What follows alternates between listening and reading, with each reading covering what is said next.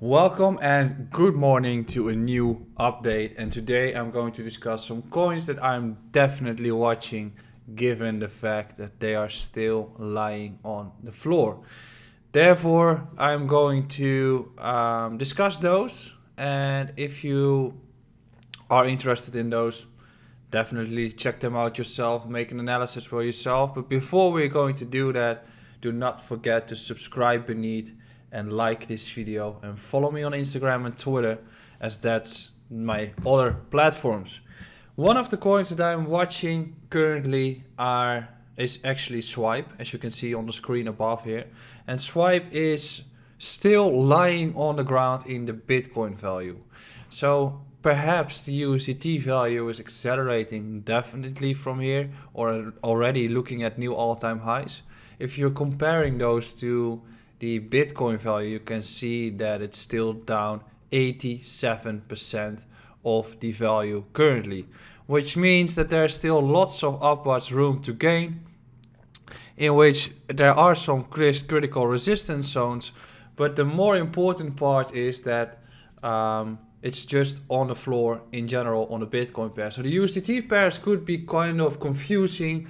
That's why you should be focused on the Bitcoin pairs a little bit more in the current price action. And Swipe is one of those examples in which you should be looking at the Bitcoin pair more than the USDT pair. So what you can also do is including those moving averages, and all around the field you will see some more of those examples, and we're going to discuss one after this, in which you can see that there's a massive surge in 2020. After that massive surge, a heavy drop down, given that the overall momentum on altcoins just drained away in the last quarter of last year, as Bitcoin took the spotlight, and now altcoins are slowly getting into the momentum once again. And what you can see is that those moving averages are beneath the current price, and most of them are currently squeezing between the 100 and 200 MA. So right now we can see that Swipe is squeezing between the two as well, looking for a breakout, and once it starts to make that move and break up, you're going to look at 10,000 sats as the next resistance zone for Swipe. On the other hand, we can see the green zone is flipping for support, which is between 3,300 and 4,100 sats. That's currently providing support, which is essential given that this is a crucial breaker that we have to hold on to. Given the fact that Swipe is testing the 6,500 sats level for 4 times already, it's to be likely, or very likely, that we're going to make that breaker to the upside and run towards 10k. Most likely we'll see a sideways action, but if we are getting towards 10k and flip this previous level at 6.5 for support, I'm assuming we're starting to accelerate towards the second breaker, and once we get above 16,000 sats, I'm assuming that we're going to see anything towards this range again. So then we can start looking at another coin that's basically doing the exact same thing, and that is QNC. It's KNC. It is similar to many other altcoins. You can just check the charts yourself, but there are many looking the exact same as this one. And KNC has been showing a massive momentum in 2020, broke out, consolidated, made another run, and then it started to drop south heavily, in which you can see that there's a period of sideways action in between the moving averages, and then it starts to flip and starts to gain momentum. Currently, we can see that we're getting towards the 200 MA, making some compression, most likely breakout, and then start to accelerate once again. Next to that, we can also see that we've flipped a previous resistance zone for support. As you can see, that is crucial in this case, especially given that this OB is also generating support, and that has to hold if you want to see continuation. So right now we are facing resistance at this 5,400 sats level, and we're looking for some slight consolidation before continuation. As long as it stays above this area here, everything is fine. If we're breaking this 5,400 level, we are looking at The next continuation to what 8,300 as the next resistance zone, and most likely towards 11,500. So that's another one that I'm looking at, and you can see that the Bitcoin value or the current chart is just similar to the construction that we had in 2020.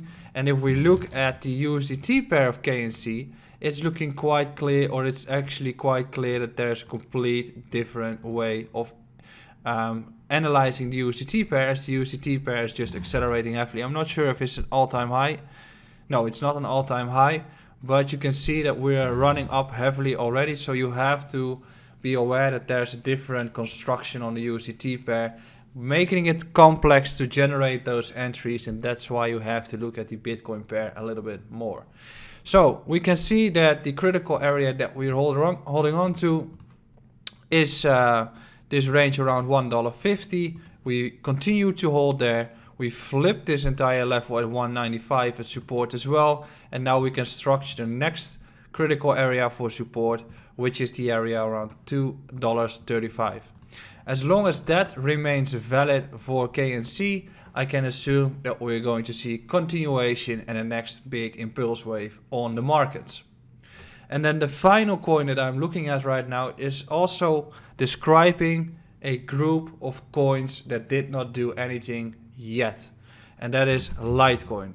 Litecoin is still falling down because of strength on Bitcoin, and you can see that my trigger on Litecoin didn't hit yet, otherwise I would have been taking this long already.